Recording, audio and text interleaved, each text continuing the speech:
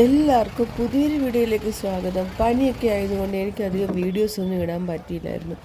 എൻ്റെ ഏറ്റവും അടുത്ത ഫ്രണ്ടിൻ്റെ കല്യാണത്തിന് പോയിട്ട് തിരിച്ചു വരുന്ന വഴി ഞാൻ തോട്ടപ്പള്ളി ഹാർബറിൽ വെറുതെ ഒന്ന് പോയി നോക്കി. മീനുണ്ടെങ്കിലും ഉണ്ടെങ്കിൽ വാങ്ങിക്കാമെന്ന് കരുതി പോയാൽ അവിടെ ചെന്നപ്പോൾ ശരിക്കും ഞെട്ടിപ്പോയി. കാരണം ഒരു 2-2:30 മണിയായി ഞാൻ അവിടെ ചെന്നപ്പം. ചെന്ന സമയത്ത് സാധാരണ രാവിലെ വൈകുന്നേരമൊക്കെ ചെല്ലുമ്പോഴാണ് മീൻ കിട്ടുന്നത്. അവിടെ ചെന്നപ്പോൾ ഒരു ഉത്സവത്തിൻ്റെ പ്രതീതിയായിരുന്നു കേട്ടോ. ചാകര എന്ന് പറഞ്ഞാൽ നേരിട്ട് ഞാൻ കാണുന്ന ഇന്ന് ശരിക്കുള്ള ചാകര.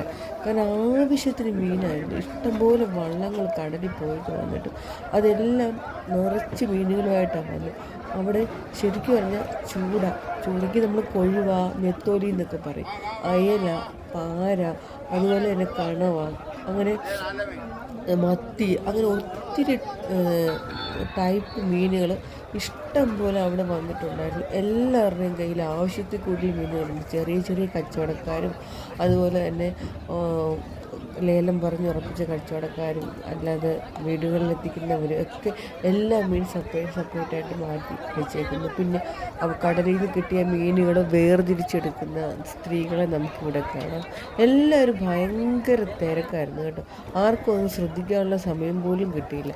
അപ്പോൾ 1-2 പേര് എന്നോട് വന്ന് ചോദിച്ച് മീൻ വേണമെന്നൊക്കെ ചോദിച്ചു. അപ്പോൾ ഈ വീഡിയോ എടുക്കുന്ന തിരക്കിൽ ഞാൻ അതൊന്നും ശ്രദ്ധിച്ചില്ല.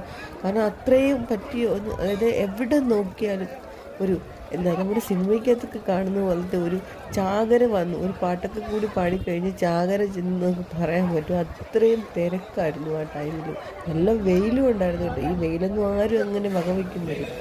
ഇത് കയറ്റി അയക്കാനുള്ള മീനുകളാണ്. ഇത് സെപ്പറേറ്റായിട്ട് മാറ്റി വെച്ചേക്കുക. നേരത്തെ തന്നെ ലേലം പറഞ്ഞ് ഉറപ്പിച്ചിട്ട് പുറത്തേക്ക് കയറ്റി അയക്കാൻ വെച്ചേക്കുന്ന മീനുകൾ. ഇതിൽ ഐസൊക്കെ ഇട്ട് റെഡിയാക്കി വെച്ചേക്കും. ഇതിപ്പോൾ കാണിച്ചേക്കുന്ന നെത്തോലി അല്ലെങ്കിൽ കൊഴുവെന്ന് പറഞ്ഞ മീനാണ്.